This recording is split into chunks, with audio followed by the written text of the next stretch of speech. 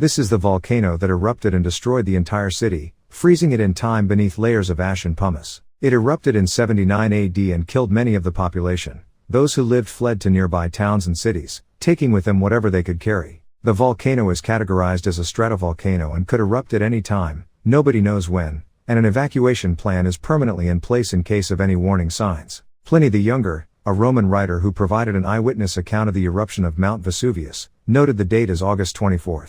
However, based on the food and clothing preserved underneath the ash, researchers have suggested that this date may not be entirely accurate. In 1997, Pompeii was given the status of World Heritage Site. It is an incredibly important place in that it provides such a complete example of Roman life, architecture, community and history. So much has been learned from the excavations at Pompeii, in terms of history, science and sociology. It is an absolute must-visit if you are in Italy, and a Pompeii tour from Rome is the perfect way to do just that. Plenty of bodies were discovered underneath all of the ash and pumice left behind by the eruption of Mount Vesuvius. Many of these had left holes within the ash layers after disintegrating, as noticed by Italian architect Giuseppe Fiorelli in 1863. He came up with the idea of injecting plaster into these gaps, thus creating plaster casts of the bodies of the people buried at Pompeii. And not modern-day graffiti, either. Far from being the result of disrespectful visitors, the graffiti that covers Pompeii is from before the eruption. It gives visitors and historians an incredible insight into Roman society.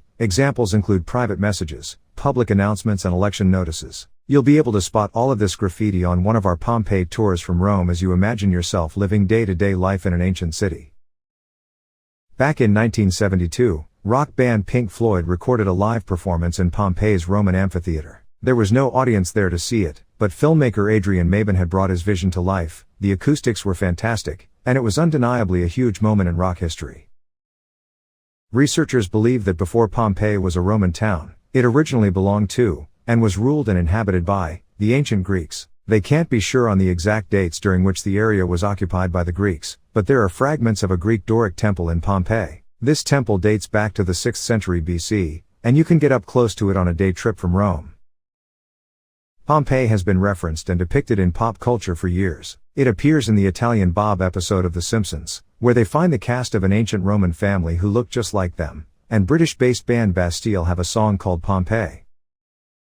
As simple as it seems, the reason that so many people died, and an entire city was buried for hundreds of years, when Vesuvius erupted was because the wind was blowing in a northwesterly direction. Typically, research suggests, the wind would have been blowing from the southwest instead. That would have meant that the debris was blown away from the city, instead of covering it as it did. It is incredible to think that such a small factor actually caused so much death and destruction, leaving behind a well-preserved Roman city.